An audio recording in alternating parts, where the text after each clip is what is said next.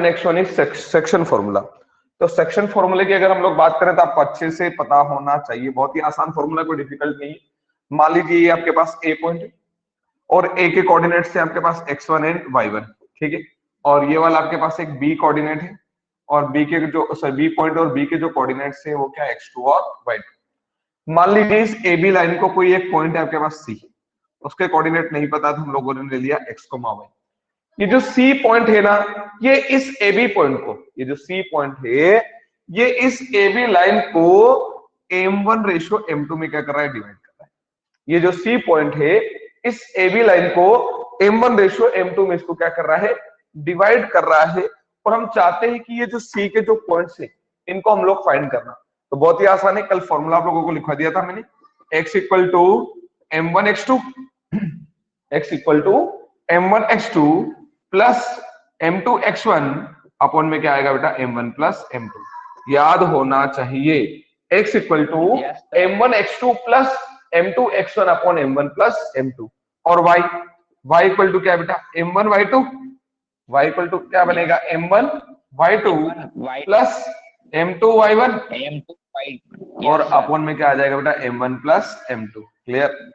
उसके बाद अगर हम लोग पढ़ें तो आपको ये पता होना चाहिए कि ये जो फॉर्मूला है इसको हम लोग क्या बोलते हैं, सेक्शन फॉर्मूला। क्या बोलते हैं बेटा इसको हम लोग, सेक्शन फॉर्मूला, क्योंकि ये दो सेक्शन में क्या कर रहा है, इसको डिवाइड कर रहा है। अब इसके बाद अगर हम लोग बात कर ले मिड पॉइंट फॉर्मूले की, किसकी बेटा, मिड पॉइंट फॉर्मूला। तो मिड पॉइंट भी कल मैंने समझा दिया था। मिड पॉइंट फॉर्मूले की अगर हम बात करें, मिड पॉइंट फॉर्मूला तो बहुत ही आसान है, कोई डिफिकल्ट नहीं है। मिड पॉइंट होना मतलब ये जो सी है ना, C is the mid point of A and B. C जो होगा वो क्या हो जाएगा बेटा, मिड पॉइंट हो जाएगा। किसका मिड पॉइंट हो जाएगा, ए और बी का। तो यहां से यहां तक डिस्टेंस और यहां से यहां तक की डिस्टेंस क्या हो जाएगी, इक्वल। तो डायरेक्टली हम लोगों ने कल इसको प्रूव कर दिया था। कैसे करना है इसको, x equal to x1 plus x2 upon में 2। x अगर मुझे निकालना हुआ तो x1 प्लस x2 अपॉन में 2। और अगर मुझे y फाइंड करना पड़ा तो क्या हो जाएगा बेटा, y1 प्लस y2 अपॉन में 2। ये दो फॉर्मूला आपके दिमाग में बिठा लो, ये आपका सेक्शन फॉर्मूला है, बहुत ही आसान है। m1 x2 plus m2 x1 upon m1 plus m2 equal to m1 y2 plus m2 y1 upon m1 plus m2। और ये जो है हमारे पास, ये हमारा मिड पॉइंट फॉर्मूला है। Mid point formula x equal to x1 plus x2 upon में 2 and y equal to y1 plus y2 upon में 2। ये दो फॉर्मूले नोट कर लीजिए। हाँ, अपॉन में 2 नोट कर लीजिए और इनको अच्छे से लर्न कर लीजिए। यस सर, कर लिया। कल हम लोगों ने एग्जाम्पल नंबर 6 किया था, एग्जाम्पल नंबर 6 किया था, chapter number 7। Okay, example number 6 हो गया था हमारा। अब अगर हम लोग आगे बढ़े तो एग्जाम्पल नंबर 7 को देखिए। एग्जाम्पल नंबर 7 को देखिए, मैं इसको हटा रहा हूं। Example number 7 is, example number 7, example number 7 is, बहुत अच्छा क्वेश्चन है, रेशियो हमेशा पूछता है। In what ratio does the point, in what ratio does the point, और पॉइंट आपके पास -4,6, divide the line joining the points -6, 10 and 3, -8. In what ratio does the point, in what ratio does the point, वो क्या बोल रहा है कि ये point, कौन सा पॉइंट बेटा, this point is -4,6. In what ratio does the point -4,6, ये वाला इन दो पॉइंट, एक कौन 6, -10 और एक और कौन 3, -8 को ज्वाइन करने वाली लाइन को किस रेशियो में डिवाइड कर रहा है। इस बार वो इंटरसेक्टिंग पॉइंट या डिवाइडिंग पॉइंट फाइंड नहीं करना है, पॉइंट तो दे रखा है, देखो डिवाइडिंग पॉइंट दे रखा है -4,6। इस बार आपको बताना है रेशियो, रेशियो फाइंड करना है। In what ratio does the point, कि कौन से रेशियो में ये जो पॉइंट आपका कौन सा -4,6, दिस पॉइंट -4,6 ये इन 2 पॉइंट्स ए एंड बी को ज्वाइन करने वाली लाइन को किस रेशियो में डिवाइड कर रहा है। चलिए मान लेते हैं हमको नहीं पता है, तो हम क्या करेंगे, जब भी रेशियो मिसिंग रहेगा तो ऑलवेज सपोज कर लेंगे let required ratio, let required ratio be k ratio 1। अगर आपको रेशियो फाइंड करना हो या अगर रेशियो आपको पता नहीं हो तो आप हमेशा उसको क्या सपोज कर लीजिए, के रेशियो 1 सपोज कर लीजिए। तो बता दो बेटा, ये तो हो जाएगा के और ये हो जाएगा 1, सही। अरे रेशियो क्या होता है, के रेशियो 1, ये हो गया के Yes, और sir. ये हो गया 1। मान लेते हैं इधर वाला हिस्सा के है और इधर वाला हिस्सा।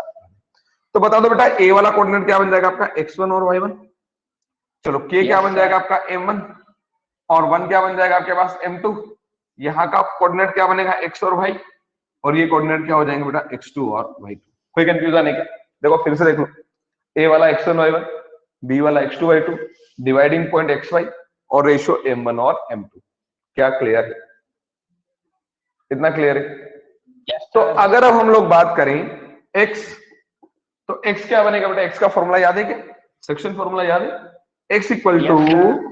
m1 x2 M1 plus m2 x1 upon में क्या आएगा बेटा अपॉन m1 में plus m1 plus m2 m1 x2 Yes, sir. Plus m2 x1 upon m1 plus m2। अब देखो ये कौन है x, तो x की वैल्यू बोल दो Yes, बेटा sir. जल्दी से, -4, ये रहा x, -4 x की वैल्यू -4 इक्वल टू m1, तो m1 की वैल्यू k, ये रहा हमारे पास m1 की वैल्यू k इनटू x2, तो x2 की वैल्यू हो गई हमारे पास 3 प्लस 3 ये लगा दिया प्लस m2, तो Yes. m2 की वैल्यू हो गई 1, ये रहा m2 की वैल्यू 1 इनटू कौन हो गया बेटा Yes, sir. x1, तो ये हो गया x1 की वैल्यू हो गई हमारे पास माइनस, -6 अपॉन में क्या है m1 plus m2, m1 plus m2 तो m- k प्लस 1 तो k प्लस 1।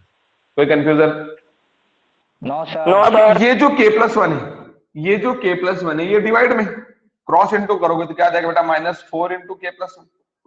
तो देखो ना -4 into k plus 1 equal to में कौन हो जाएगा बेटा 3k, 3 into k 3k plus minus minus. Clear? अब हम और आगे बढ़ाए तो 4 minus k -4k Yes, -4 sir. Into 1 -4 is equal to में क्या आ जाएगा बेटा 3k -6। क्लियर? अब यहां पर k वालों को वन साइड कर लेते हैं और नंबर्स को वन साइड कर लेते हैं। तो ये 4k इधर Yes, कैसे sir. है नेगेटिव, इसको सामने लेंगे Negative. तो पॉजिटिव, ये 6 पॉजिटिव इधर नेगेटिव है, इधर आएगा तो 4k पॉजिटिव, तो -4 plus 6 plus 6 -4 Equal to- plus 6 equal to equal to 3k 3k plus 4k 4k plus 4k। Yes, sir. अब देखो 6 में से 2 माइनस हो, सॉरी 4 माइनस हो गया तो बच गया 2 equal to Yes, sir. 3k plus 4k हो गया आपके पास 7k। 7k अब ये 7 आपका मल्टीप्लाई में कहाँ आ जाएगा बेटा Yes, डिवाइड sir. में, डिवाइड 2 में बाई 7 इज इक्वल टू हो जाएगा आपके पास k। k अब इस k के अपॉन में कोई नहीं यानी 1। अब One, आपको yes, अच्छे से sir. पता होगा कि अगर आपके पास a अपॉन b है तो आप इसको a रेशो b लिख सकते हैं। तो अगर ये 2/7 है Yes, sir. तो आप इसको 2 Yes, रेशो sir. 7 लिख सकते हो। 2 तो रेशो सामने क्या आ 7 जाएगा आपके पास k k रेशो। रेशियो 1 तो मेरी बात ध्यान से समझें कि हमने सपोज क्या किया था, let ratio be k ratio 1 और देखो k रेशो 1 कौन आ गया 2 ratio 7। It means the required ratio is 2 ratio 7। जो हमारा रिक्वायर्ड रेशो Yes, है वो sir. क्या है 2 रेशो 7। क्लियर? मैं Yes, फिर से sir. एक्सप्लेन करूं, देखो ये दो पॉइंट है हमारे पास, एक a और एक b। या डिवाइडिंग पॉइंट कौन था -4,6। अब हमको ये बताना है कि इन दोनों पॉइंट को ज्वाइन करने वाली लाइन को ये जो -4,6 है ये किस रेशो में डिवाइड कर रहा है। तो जब भी रेशो मिसिंग रहेगा तो हम ऑलवेज क्या सपोज कर लेंगे, let required ratio be k ratio 1। तो रिक्वायर्ड रेशो हो गया हमारे पास k रेशो 1, तो ये हो जाएगा हमारे पास k ratio 1। x equal to क्या बन जाएगा m1 x2 plus m2 x1 upon m1 plus m2।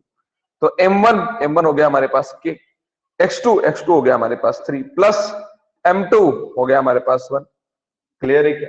अगर y वाला फॉर्मूला अप्लाई करोगे तो भी आंसर यही आना है, क्योंकि रिक्वायर्ड रेशो तो आपका क्या है 2:7 ही है। नोट कर लो इसको जल्दी से। Yes, sir.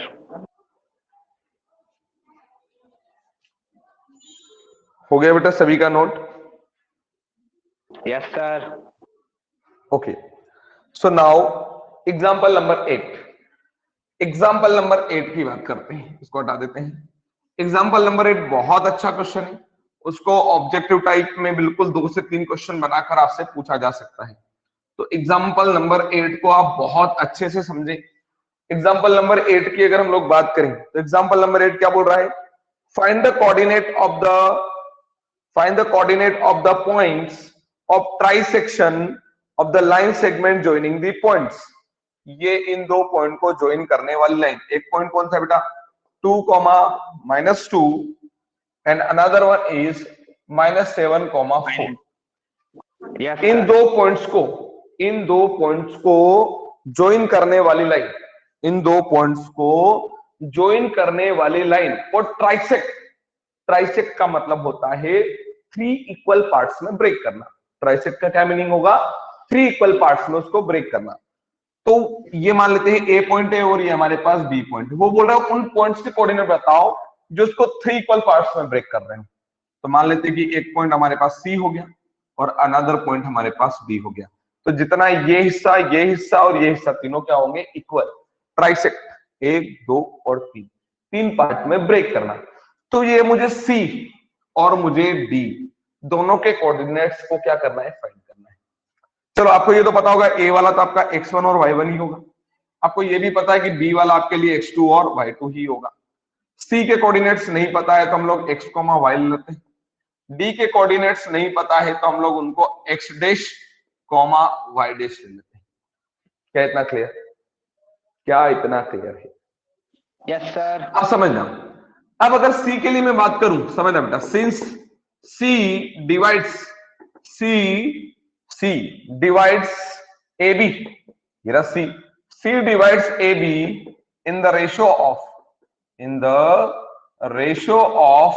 1:2। सही है क्या? देखो सी जो है ना, सी इस ए बी को 1:2 में डिवाइड कर रहा है। देखो इधर वाला हिस्सा 1 है और इधर वाला हिस्सा 2 है। देखो ना, इधर सी का इधर वाला हिस्सा 1 है और इधर 2 है। तो C divides the A B in the ratio of 1:2। तो इधर कौन हो जाएगा बेटा? 1 और इधर कौन हो जाएगा? यानी अगर सी के लिए बात करें तो m1 हो गया 1 और m2 हो गया 2। क्लियर? Yes, sir. तो अगर मैं अब x निकालू, किसके लिए x निकाल रहा हूं, यानी सी वाला पॉइंट अगर निकालू तो क्या बनेगा formula? m1x2 plus m2x1 upon m1 plus m2। m1x2 plus m2x1 upon में m1 प्लस m2। अब अगर हम बात करें x, तो x तो मिसिंग है, मुझे x को फाइंड करना है। इक्वल टू m1 जो हमारे पास 1 इंटू x2। सो x2 की वैल्यू -1। -1। आराम से अभिषेक बेटा, बाकी बच्चों को भी मतलब सुनने का मौका दो। ये हो गया हमारे पास m1 हो गया 1, x2 हो गया -7 प्लस m2। सो m2 की वैल्यू हो गई आपके पास 2 इंटू x1। सो x1 की वैल्यू हो गई आपके पास 2। देखो समझो बेटा, m1 ये रहा m1 की value 1, x2 -7 m1 x2 plus m2 की वैल्यू हो गई आपके पास 2 इंटू x1 की वैल्यू हो गई और अपॉन में आ जाएगा m1 प्लस m2। m1 कौन है आपके पास? 1 प्लस 2। 1 कौन आ जाएगा? 1 प्लस 2। Yes sir. अब ये तो गया x is equal to 1 into -7 plus 2 to 4 upon में हो गया 3 प्लस 3। Yes, sir. आराम से पृथ्वी, बाकी बच्चों को भी पढ़ने दें थोड़ा सा। ये वीडियो वापस से अपलोड होता है, वॉइस आती है आप लोगों की। चलिए कितना हो जाएगा? -7, ये बन गया -7 प्लस 4। तो -7 प्लस 4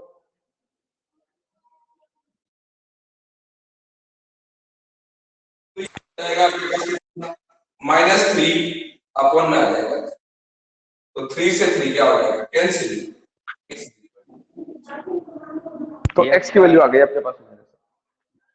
ऐसे ही अब आप y को भी फाइंड कर सकते हैं। तो y इक्वल टू क्या बन जाएगा बेटा? बोलो जल्दी से। m1 y2 plus m2 y1 और अपॉन में आ जाएगा आपके पास m1 प्लस m2। तो y को तो मुझे फाइंड करना ही, ये हो गया मेरे पास y इक्वल टू m1। तो m1 की वैल्यू हो गई 1 इंटू y2। सो y2 की वैल्यू हो गई 4 प्लस m2। तो m2 की वैल्यू हो गई मेरे पास 2 इंटू y1 की वैल्यू हो गई मेरे पास -2 अपॉन में आ जाएगा 1 plus 2। So y is equal to 4 - 4 upon में 3। So y equal to 0। तो आपको पॉइंट्स मिल गए। किसके मिल गए? x क्या मिला था मुझे? -1, 0 y मिल गया। Yes. क्या इतना क्लियर है? Yes sir. अब अगर हम लोग आगे बढ़े, यहां तक कोई कंफ्यूजन हो, अब अगर हम लोग आगे बढ़े तो सी के कोऑर्डिनेट्स आ चुके हैं। अब हमको फाइंड करना है डी के कोऑर्डिनेट्स। किसके कोऑर्डिनेट्स चाहिए? डी के कोऑर्डिनेट्स। डी के। तो अगर आप मुझे डी के कोऑर्डिनेट्स निकालना है तो देखो, अगर आप अच्छे से देखेंगे ना तो यहाँ ये देख पाएंगे कि डी जो है ना, डी, ये जो डी है Yes, sir. ये मिड पॉइंट है किसका? सी और बी का। देखो डी इज मिड पॉइंट। अरे डी क्या है? D is mid point of C B. देखो सी और बी का मिड पॉइंट है डी। देखो ये वाला एक हिस्सा, ये दूसरा और ये तीसरा, लेकिन ये दोनों तो इक्वल ही है ना। तो डी क्या हो गया? देखो जल्दी से, डी क्या है? सी और बी के बीच में तो आ रहा है, और ये तो इक्वल पार्ट्स है। ये वाला हिस्सा अगर दो है तो ये भी दो है और ये भी दो है, ये दो और ये भी दो, यानी डी क्या हो गया? सी और बी का मिड पॉइंट सी तो है। तो D is the mid point of C. और अगर डी मिड पॉइंट हो गया तो फिर तो मिड पॉइंट फॉर्मूला लग जाएगा। किसके लिए? डी के लिए। Yes, क्या sir. बनेगा बेटा पता है आपको? X dash is equal to x1 plus x2 upon में 2। और कौन हो जाएगा बेटा? y dash is equal to y1 plus y2 upon में 2। तो x डैश मतलब यही वाला पॉइंट आपका डी वाला, इक्वल टू x1, तो x1 ये सी वाला बन जाएगा तो -1 प्लस x2 तो ये बी वाला बन जाएगा -7 अपॉन में आ जाएगा 2। तो x dash is equal to -1 और -7 -8 अपॉन में 2। So x dash is equal to -4। So x dash की वैल्यू कितनी मिल गई? माइनस। अब हम बात करें y डैश की, तो y डैश का फॉर्मूला क्या? y1 प्लस y2 अपॉन में 2।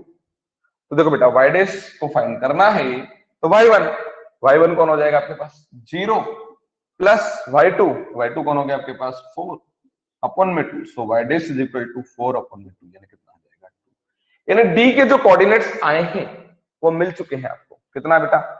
डी के कोऑर्डिनेट्स -4, 2। तो क्या आपको समझ में आया? How to we find the coordinates of the point which is trisect the given line. कोई भी अगर आपको एक लाइन दे रखी है, उसको ट्राइसेक्ट करने वाले जो पॉइंट्स हैं उनके कोऑर्डिनेट्स आप लोग कैसे फाइंड कर सकते हैं? क्लियर है बेटा? ये नीलेश कुछ कंफ्यूजन बेटा? मुझे कंफ्यूजन। क्लियर है? y डैश के सामने y1 की प्लेस पे 0 कैसे आ गया? क्योंकि हम लोग बात किसकी कर रहे हैं? सीबी की बात कर रहे हैं ना, तो सी इसके लिए x1 y1 हो जाएगा और b इसके लिए x2 y2 हो जाएगा। क्योंकि अब हम इसको भूल जाएंगे, एक का कोई काम ही नहीं है यहाँ पर। अब हमारे लिए xy नहीं रहेगा, ये हमारे लिए इस क्वेश्चन के लिए x1 y1 और ये x2 y2 और ये वाला हमारा x और y। सर ये वन चलिए नेक्स्ट। यस बेटा, हाँ बोलो। हाँ, एक और रास्ता था, 2:1 लेकर भी सोल्व कर सकते थे। एक और रास्ता था, अब इधर वाला हिस्सा 2 और ये वाला हिस्सा 1 लेकर भी सोल्व कर सकते थे, पर वो वापस से फिर वही पूरा अप्लाई करना पड़ता है। इससे अच्छा डायरेक्ट मिड पॉइंट से डायरेक्ट हो गया ना। यस सर, हमने कल उससे होमवर्क करा था, क्वेश्चन नंबर 2 का।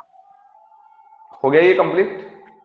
Yes sir. चलिए आगे बढ़ते हैं। Next question number 8, sorry example number 8 हो गया हमारा। Now example number 9। Example number 9, example number 9 को रीड करिए। एग्जांपल नंबर 9 को आप अच्छे से रीड करिए, मैं उसको एक्सप्लेन करता हूं। एग्जांपल नंबर 9 में क्या बोल रहा है वो? एग्जांपल नंबर 9 ये है, find the ratio in which the Y axis divide the line segment joining the points. ये कोई आपके पास पॉइंट्स है, एक पॉइंट कौन है बेटा? 5, -6, और दूसरा पॉइंट कौन सा है बेटा? -1, -4। Find the ratio in which the y-axis divide the line segment joining the points. Also find the point of intersection. आपको ये बताना है कि ये जो दो पॉइंट है, मान लो ये A है और ये हमारे पास क्या है B, इन दो पॉइंट को ज्वाइन करने वाली लाइन को कौन सी एक्सिस बेटा? y axis. अरे कौन सी एक्सिस? ये x एक्सिस मत समझ लेना, ये तो x एक्सिस नहीं है, ये AB एक लाइन है हमारी। इस AB लाइन को ये जो y एक्सिस है हमारी किस रेशियो में डिवाइड कर रही है? In which ratio does the Y axis divide the line segment joining the points. यानी इन दोनों पॉइंट को ज्वाइन करने वाली लाइन को वाई एक्सिस जो है किस रेशियो में डिवाइड कर रही है, हमको नहीं पता है, कोई बात नहीं। और साथ में ये भी पूछ रहा है कि वो जो डिवाइडिंग पॉइंट है ना, पॉइंट ऑफ इंटरसेक्शन, आप उसको भी फाइंड करो कि वो पॉइंट ऑफ इंटरसेक्शन क्या है। चलिए, हमको पॉइंट ऑफ इंटरसेक्शन नहीं पता है, हम लोग ले लिया सी। और बता दो ये सी किस पे लाई कर रहा है, सी किस पे लाई कर रहा है, सी किस पे लाई कर रहा है, वाई एक्सिस। और वाई एक्सिस का कोऑर्डिनेट क्या बनेगा, वाई एक्सिस का कोऑर्डिनेट क्या बनेगा, 0,y 0,y, 0,y। अब देखो, अभी हमको क्या करना है, रेशियो भी नहीं पता है, हम क्या करेंगे, लेट, बोलो अब तो याद होगा आपको, रिक्वायर्ड रेशियो बी, बोलो बेटा के रेशियो वन, के रेशियो 1, यस के रेशियो वन। तो ये तो हो गया हमारे पास के, और ये हो गया हमारे पास क्लियर। अब हम क्या करेंगे, एक्स का फॉर्मूला याद है क्या, section formula, x equal to m1x2 plus m2x1 upon में आ जाएगा m1 प्लस m2। क्लियर है, आपको पता होगा ये वाला क्या बनेगा x1 और y1, आपको पता होगा ये क्या बनेगा x2 और y2, ये क्या बनेगा हमारा x और y, ये क्या बनेगा हमारा m1, और ये हो जाएगा हमारे पास m2। अब करना क्या, हमको वैल्यू ही तो पुट करना है। बोलो बेटा x की वैल्यू बोलो, x की वैल्यू बोलो, x की वैल्यू 0, ये रहा x, yes sir, equal to m1, तो m1 की वैल्यू कौन हो गई k इंटू x2, x2 की वैल्यू कौन हो गया -1 प्लस m2, सो m2 की वैल्यू कितनी हो गई हमारे पास 1 इंटू x1, x1 की वैल्यू हो गई 5 अपॉन में कौन आ जाएगा बेटा k+1। अब k+1 कहां पर है, k+1 कहां पर है, मल्टीप्लाई डिवाइड में, सॉरी डिवाइड में, तो कहां जाएगा मल्टीप्लाई में, और किसके साथ, Multiply. 0 के साथ, और पूरा बन जाएगा 0, और k into -1 minus k plus 5। अब मैं इस माइनस k को इस साइड लूंगा इक्वल टू, तो क्या बन जाएगा बेटा, k इज इक्वल टू 5, इसके अपॉन में कोई नहीं आने 1, इसके भी अपॉन में कोई नहीं आने 1, तो क्या बन जाएगा बेटा k ratio 1, k ratio 1 is equal to 5 ratio. ये तो हमारा रेशियो आ गया, ये तो हमारा रिक्वायर्ड रेशियो आ गया, ठीक है। अब ये रिक्वायर्ड रेशियो आ गया, उसने क्या बोला पता है, कि जो पॉइंट ऑफ इंटरसेक्शन है ना उसको भी फाइंड करो। तो देखो पॉइंट ऑफ इंटरसेक्शन में x तो है, हमको पता ही, x को फाइंड करने की जरूरत ही नहीं, वो x तो ऑलरेडी 0 है, हमको फाइंड किसको करना है, y को, तो y को फाइंड कर लेते हैं। y के लिए फॉर्मूला लग जाएगा m1, बोलो जल्दी से बेटा, m1 y2 plus m2 y1, y1 और अपॉन में कौन आ जाएगा m1 plus m1 plus so m2, y is equal to m1, तो m1 k, m1 कौन है k, और k की वैल्यू कितनी है 5, अरे देखो ना m1 कौन है k, और k की वैल्यू कितनी हो गई 5 इंटू y2, तो y2 की वैल्यू कितनी हो जाएगी -1 प्लस m2, तो m2 k रेशियो 1 तो 5 रेशियो 1, तो m2 कौन है हमारे पास 1 इंटू y1, और y1 की वैल्यू कितनी है हमारे पास -6 अपॉन में m1 प्लस m2, तो m1 प्लस m2 यानी 5 प्लस, तो y इज इक्वल टू हो जाएगा बेटा -20 और -6 अपॉन में आ जाएगा 6, सो y इज इक्वल टू हो जाएगा बेटा -26 अपॉन में 6, कैंसिल कर दो, फाइनली इज -13 अपॉन में 3। सही है, बोलो जल्दी से, यस सर, क्लियर है। यस ये सर, एग्जाम्पल नंबर आपका 9 क्या हो गया कंप्लीट, नोट कर लें इसको, example number 9 complete. Now example number 10, example number 10 is if the points, example number 10 अच्छा क्वेश्चन है, एग्जाम में पूछा गया है।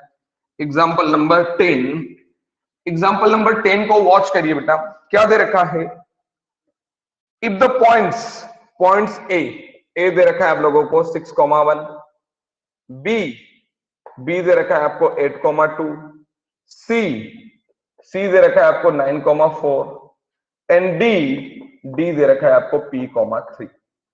इफ द पॉइंट्स, ये पॉइंट्स लिखे 6,1, 8,2, 9,4 and p,3 are the vertices of a parallelogram taken in order, find the value of p।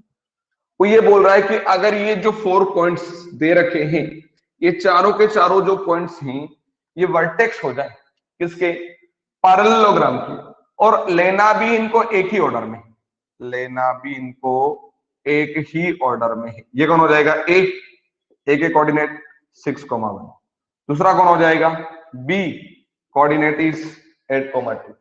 Third one कौन हो जाएगा? C, coordinate is 9,4 and next one is D, coordinate is P,3। कि अगर ये जो 4 coordinates हैं ये किसके कोऑर्डिनेट्स हैं? पैरेललोग्राम के जो कोऑर्डिनेट्स हैं ये किसके वर्टेक्स हो? ये पैरेललोग्राम्स के अगर ये कोऑर्डिनेट्स हो, ये पॉइंट्स जो वर्टेक्स हो किसके? पैरेललोग्राम के, तो आपको ये P की वैल्यू बताना है कि क्या होगी। अब आपको एक बात अच्छे से पता होगी कि in a parallelogram diagonals are bisect to each other.